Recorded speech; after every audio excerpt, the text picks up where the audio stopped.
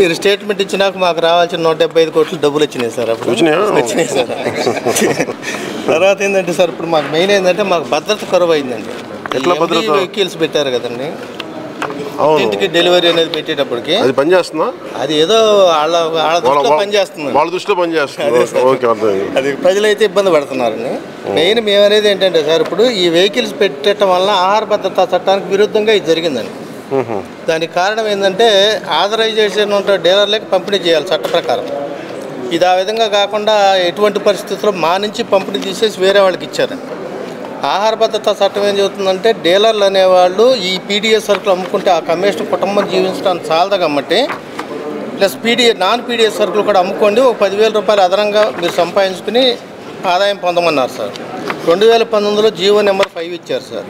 చనిపోయిన డీలర్లకు ఎవరికైనా 15,000 రూపాయలు మట్టి ఖర్చులు కానీ, సంక్షేమ నిధి కానీ, హెల్త్ కార్డులు, ఇన్సూరెన్స్ సౌకర్యం కల్పించారు సార్. అది ఇంతవరకు అమలు చేయలేదు సార్. ఇంకోటి ఏంటంటే దిగుమతి కూలి కూడా రద్దు చేశారు సార్. అది 2019 ఏప్రిల్ నుంచి అమలు రావాల్సినటువంటి సర్క్యులర్ని టుడే వరకు కూడా అది అమలు చేయలేదు సార్. దానివల్ల మాకు నెలకు ఒక 4 కోట్ల రూపాయలు ఆదా అవుతుంది సార్. ఈ వ్యవస్థ పుట్టిన దగ్గర నుంచి ఖాళీ గోతాలు అనేది డీలర్లకే చెందుతున్నాయి సార్. మనం బియ్యం పంపిణీ చేసిన తర్వాత మిగిలిన గోతాలు డీలర్లు అమ్ముకుని ఆదాయం పొందుతున్నారు సార్. అది ఇటీవల ఏం చేశారంటే జీవో నెంబర్ 10 ఇచ్చి ఆ ఖాళీ గోతాలు కూడా డీలర్ల దగ్గర నుంచి తీసుకుని అవి ఏం చేస్తున్నారంటే ప్రభుత్వం అమ్ముకునుద్దంట. ప్రభుత్వం గోతాలు కూడా అమ్ముకుంటుందా?